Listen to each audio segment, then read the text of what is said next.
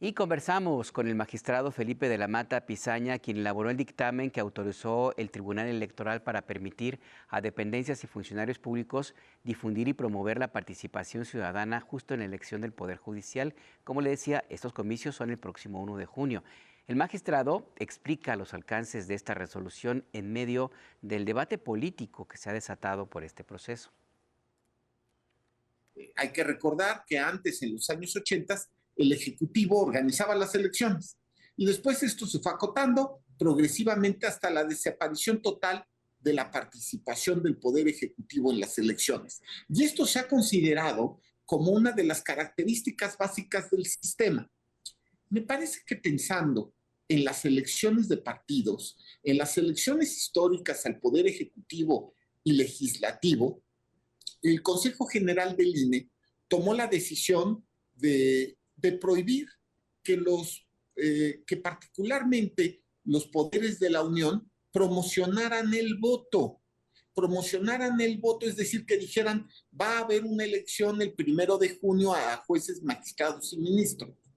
Pero este punto de vista de los señoras y señores consejeros del INE es un punto de vista que claramente no toma en cuenta que estamos ante otro tipo de elección.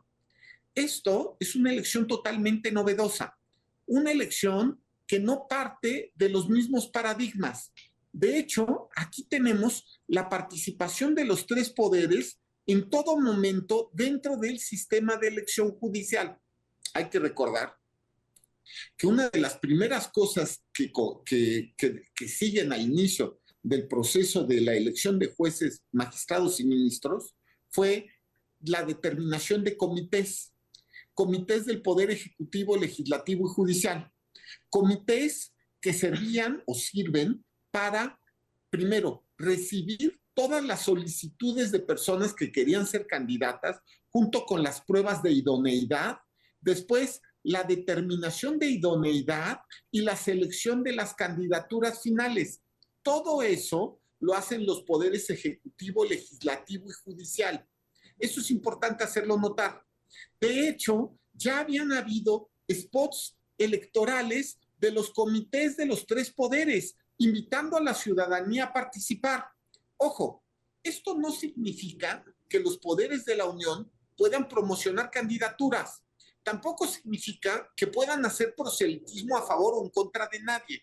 Significa simplemente que pueden, siguiendo los principios de neutralidad que corresponde a todos los poderes de la Unión.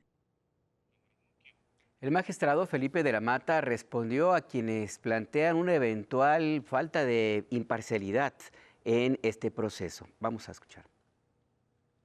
Pareciera que hay personas que están apostando a que esta elección o no se lleve a cabo o sea un fracaso.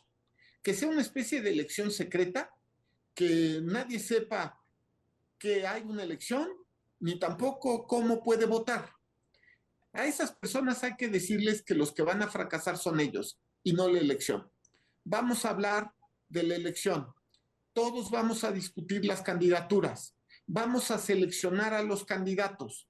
Y la participación de los poderes de la Unión, en los términos de la Constitución, estarán, en este caso, por supuesto, garantizadas en la promoción del voto, pero de manera neutral, sin la utilización de recursos públicos a favor de ninguna de las candidaturas. Ni siquiera podrán utilizar los nombres de los candidatos, pero hablar de la elección, llamar a la participación ciudadana y educar en la misma participación, perdón, eso es parte de una democracia sólida y madura. Lo que pasa es que el tabú de las elecciones del Poder Ejecutivo y Legislativo lo estamos trasladando de manera, perdón que lo diga así, pero es muy claro, de manera irracional, de manera analógica y directa a las elecciones judiciales. Pero las elecciones judiciales tienen otra lógica. Aquí sí participan por disposición constitucional los poderes de la Unión. El magistrado del Tribunal Electoral reconoce que el proceso electoral en el Poder Judicial está virtualmente escondido. Veamos. Y si está escondido en la opinión pública es en mucho porque no estamos discutiendo suficiente en torno a esta elección. se tiene que detonar la discusión en torno a esta elección. Si algo va a tener de positivo la reforma electoral, va a ser de dotar de una nueva legitimación al Poder Judicial. Antes, la legitimación del Poder Judicial era procedimental. Eres un juez legítimo en tanto pasabas un examen, pero un examen que a veces se sabía incluso que eran exámenes que o se encontraban comprados. Eso fue público, eso fue algo que todo el mundo lo supo, que habían estado vendidos los exámenes o filtrados o solamente se daban a algunas personas. A ver, la legitimación era procedimental, pasabas un examen, eras juez, ¿de acuerdo? Ahora la legitimación es popular, es democrática, es otra manera de empoderamiento ciudadano, pero también empoderamiento del Poder Judicial, por supuesto. Y esto implicará que todos conozcamos las facultades y funciones del Poder Judicial. Eso es algo bueno. Ahora, la página de Conócelos del INE, pues contiene justamente la información de cada una de las candidaturas. Y bueno, tendremos que acudir a las redes sociales, particularmente TikTok. Ahí por lo menos a mí me están saliendo muchísimos TikToks con perfiles de personas que quieren ser candidatas, que son candidatas a juzgadoras. Yo lo que puedo decir es, viene una nueva época para el Poder Judicial con mucha mayor legitimación democrática y popular.